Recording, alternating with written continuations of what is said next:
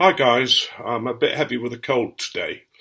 Um, I think I caught it at the funeral. There's been two or three people who have complained of having a heavy cold, but it's one of those ones that hits you and comes back for more. I'm smoking my Savinelli pipe, Porto Certo, which is, I think, my favourite briar. It's a lovely pipe to smoke. It's a lovely pipe to hold. I want to do a little bit of polishing on it, but there's not a lot wrong with that. And in it I've got Cornell and Deal Bayou Morning, which is one of the American blends that was sent to me to try.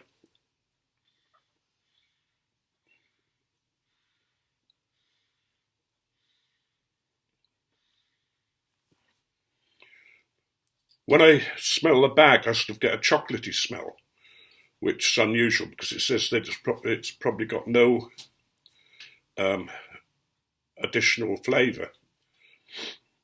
But when I smoke it, it's very definitely a vapour, but it's not what I would call a particularly strong vapour. It's a nice, comfortable smoke. I don't think I would say that there's something very, very special about it, but it's a good smoke. It's got a lot going for it, and I quite enjoy it.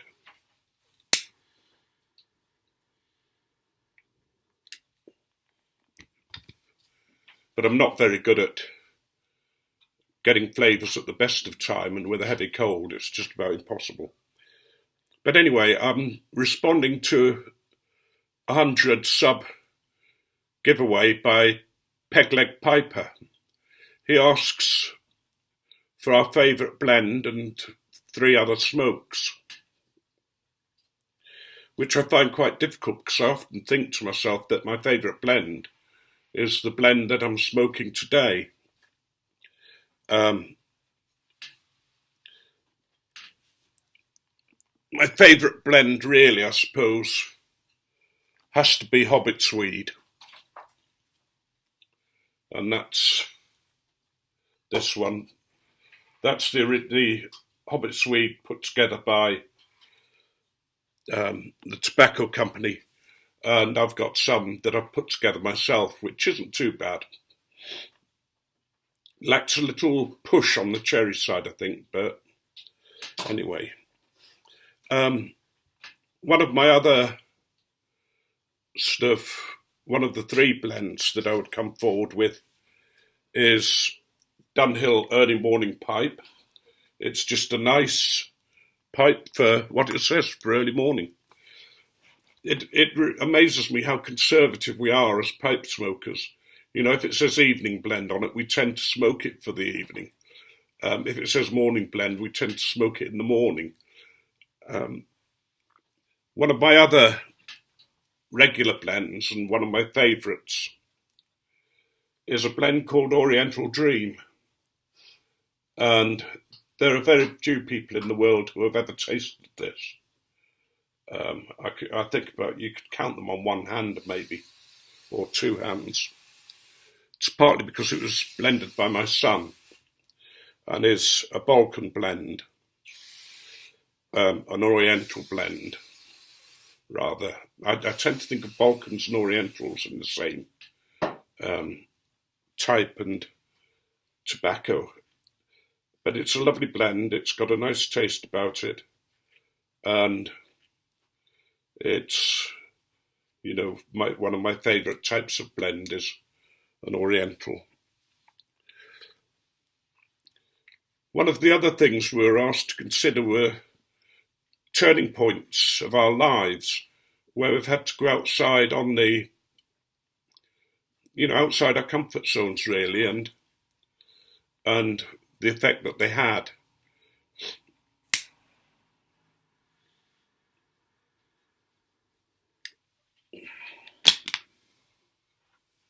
one of my big turning points, I suppose, was when I left work to go to college to train for the priesthood at theological college. And that was really outside our comfort zone, because Carolyn and I had both spent most of our life in Yorkshire. We had fairly thick Yorkshire accents. Maybe I still had a bit of the BBC accent that I normally carry around. But it was interesting to find that the terms we used, we were looked at as if we were totally mad and they had no understanding what we were saying. You know, like side the table, meaning clear the table. Mash the tea, which mean, you know, make a cup of tea, or it's a good job we didn't sort of do some of the old, proper Yorkshire sayings like Thoronga's Throp's wife when she hung herself with a dishclout, which means that I've been so busy I've nearly, you know, meeting myself coming around backwards and, you know, that kind of thing. There actually was a Throp's wife, I think, who was very, Carolyn says yes. She's doing some of her craft work at the moment, making Christmas presents. But that was one time when I stepped out of the comfort zone. But the one I want to talk about is going in the opposite direction. In that first one, I was going into the church, and I had a lot of difficult things to deal with in the church. You know, I was a deliverance minister, which meant that I had to deal with people who were suffering from possible demonic oppression, or they were having trouble in their lives that couldn't be solved just by doctors and psychiatrists. I'd had some difficult parishes, some very difficult parishes. One parish, the local paper referred to as hell and Beirut. So that gives you a little idea of what that one was like. And I used to really be on the edge of things. If somebody was an outcast or an outsider, I'd be found amongst them, you know, rather than amongst the gentle Church of England folk who had been comfortable in church, who had their strong faith, but, you know, I tended to pick people who were outcast and downtrodden.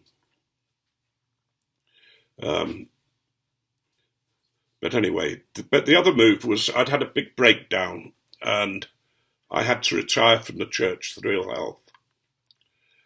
And was beginning to question everything about my life, about God, about all things religious.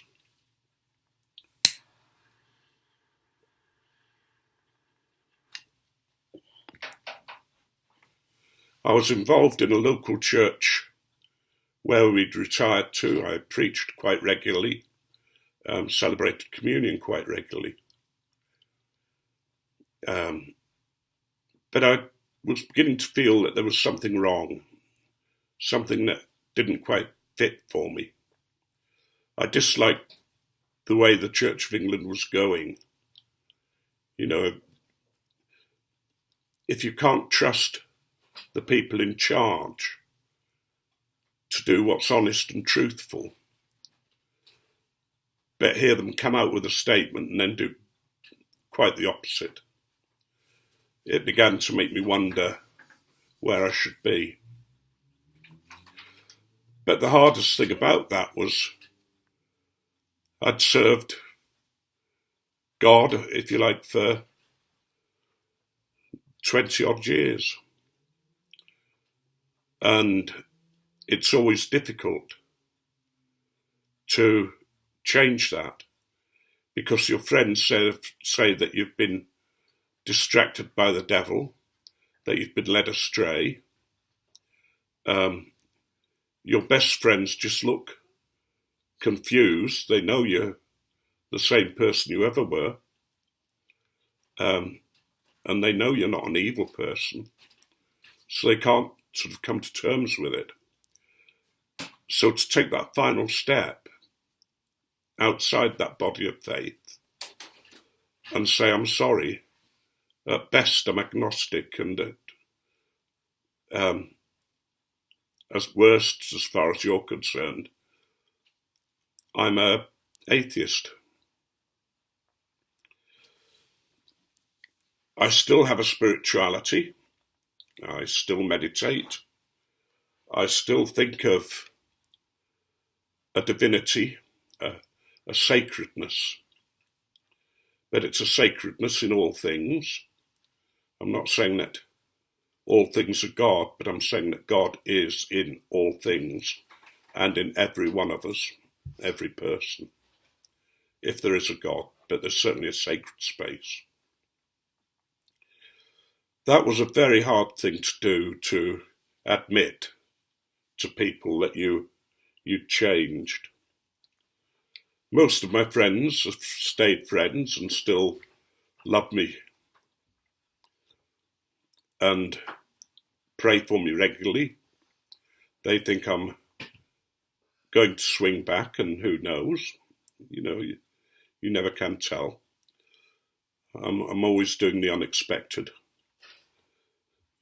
I've said elsewhere, I think, that Carolyn says that I see some water, jump into it without putting my toe in, and find it's too hot, and then she has to come and rescue me. Whereas she puts her toe in and sort of tests it 2 or 3 times before she decides that she's going to jump in. And linked with this was the beginning to smoke. Tim smoked, my son, and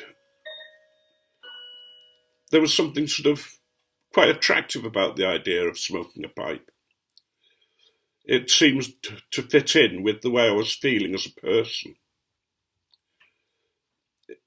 Maybe it was a touch of rebellion, I don't know, but I've never regretted taking up the pipe, and it has made a big change in my life, given me a great sense of peace.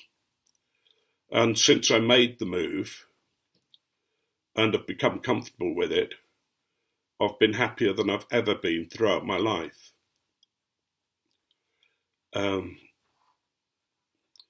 And so, whilst ever I feel that, I think I will stay as I am, happy and content.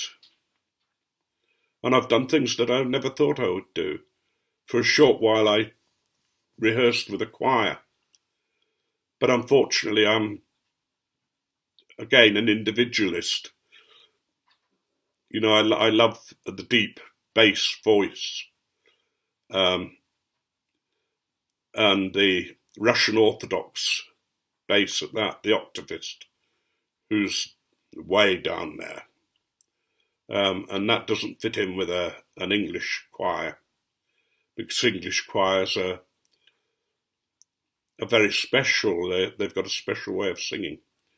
But anyway, I'm rambling on a bit, I think. So what I'll do is I'll say that's my contribution to the